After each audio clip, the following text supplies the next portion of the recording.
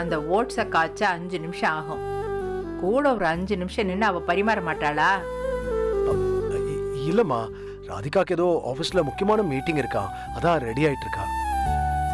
புருஷனை கவனிக்காம எதுக்கு வேலை வேலைன்னு அலையணும்? பாக்கியம் தான் வேலை பாக்குறா. இப்படியா யாரையும் கவனிக்காம இருக்கா? அத்தை, 5 விரலும் ஒரே மாதிரி இருக்காதுல்ல. நீங்க சாப்பிடுங்க. என்னடா ஷூட்லாம் எப்படி போகுது? நல்லா போகுதுடா. நான் ஒரு நாள் ஸ்பாட்டுக்கு வரேன். அப்படியா? பார்க்கணும். அண்ணே, என்னையும் ஷூட்டிங் ஸ்பாட் கூட்டிட்டு போனேன். ஏய், நீங்க எப்ப வேணாலும் ஷூட்டிங் வரலாம். சரி, ஹீரோயின் கூட எல்லாம் போட்டோ எடுக்கலாம்ல? ஏய், என்ன இப்படி கேட்டுட்ட? போட்டோ எடுக்கலாம், ஒண்ணா உட்காந்து சாப்பிடலாம், ஜாலி பண்ணலாம். அப்ப கண்டிப்பா இந்த வீக்கெண்ட் வரேன். நானே உன்னை கூட்டிட்டு போறேன்.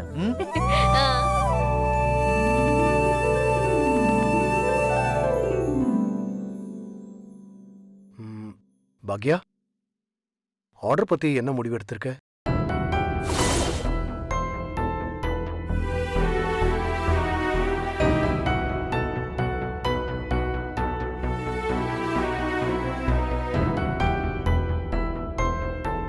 நானே இத பத்தி உங்ககிட்ட பேசணும்னு தான் இருந்தேன். அப்படியா? ஓகே, சொல்லு.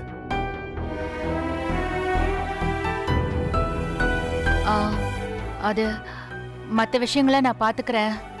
நீங்க சொன்ன மாதிரி உங்க கிளவுட் கிச்சன் ஆளுங்களை ஹெல்ப்புக்கு அனுப்ப முடியுமா?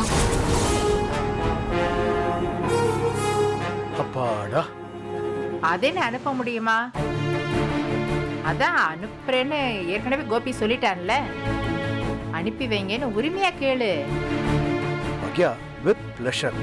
நான் சந்தோஷமா என் மொத்த டீமையும் அங்க அனுப்பி வைக்கிறேன். இன்க்ளூடிங் என் கிளவுட் கிச்சன்ல ஒர்க் பண்ற 2 ஷெஃபையும் அனுப்பி வைக்கிறேன். ஷெஃப் எல்லாம் வேண்டாம், அதெல்லாம் இருக்காங்க. ஓ, நீ மிஸ்டர் ஆனந்த பத்தி தானே பேசுற? He is good, but not that good. இந்த ஒரு ஷெஃபை வச்சு நீ எப்படி இவ்வளவு பெரிய ஆர்டரை மேனேஜ் பண்ண முடியும்? இது எவ்வளவு பெரிய ஆர்டர். அது மட்டும் இல்ல, என் கிளவுட் கிச்சன்ல ஒர்க் பண்ற 2 ஷெஃப்மே வெரி எக்ஸ்பீரியன்ஸ்ட். ஆனந்த விட எக்ஸ்பீரியன்ஸ்டு.